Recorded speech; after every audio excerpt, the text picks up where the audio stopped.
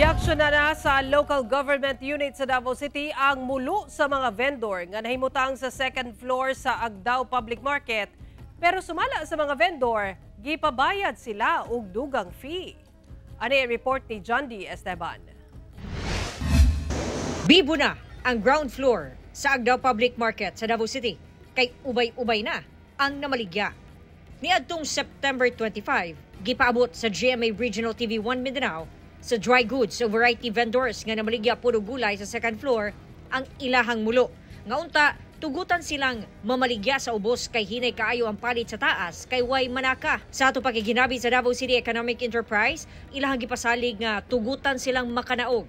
Tuod man, sukad October 15, nakapamaligya na sila sa ubos tibok adlaw. Dunay namaligya dapit sa entrance, kilid sa walkalator ug sa may isdaan. Mga goods na ako, masales naman, nag-rolling siya ba, padayon. Sa taas, diligod kayo ang akong kwanto income. Nag-maintain lang, lang permanente. Amo ang palit, arang-arang na, naog na mi. Manaw talaga ng Pikas Building para mang naog na mi. Ay, dito na mi dito.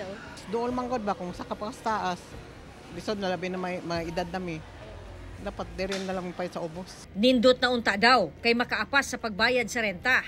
Pero sa ilahang pagnaog sa ubos, nadugangan daw ang ilahang ginabayran.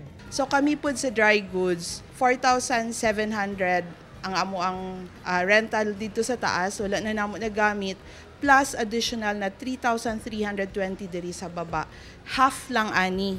Mas nida ko ang amo ang apaso na rental. Base sa regular rates, lahi ang bayad nila sa regular monthly rental payment o sa stall.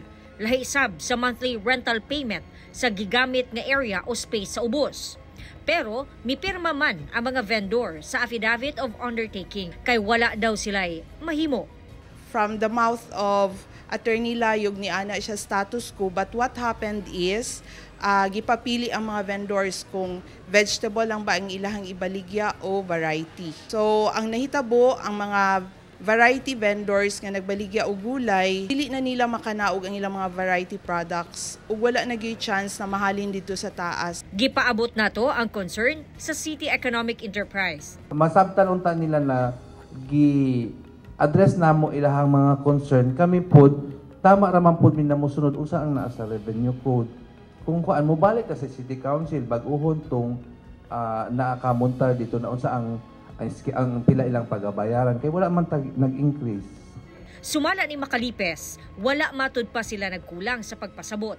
Gi-explain man to sa ila unsa ang mga available options. Sa amo apon sa economic enterprise, dili man pud nato tanan ma-provide unsa ang gusto sa isa ka tawo lang, di ba? Collective man atong decisions na happy ang tanan. Ang pagpamaligya sa mga vendor taman lang sa Enero 15, sunod tuig. Kauban si Jojo Solarte sa kamera. John D. Esteban. 1 Mindanao.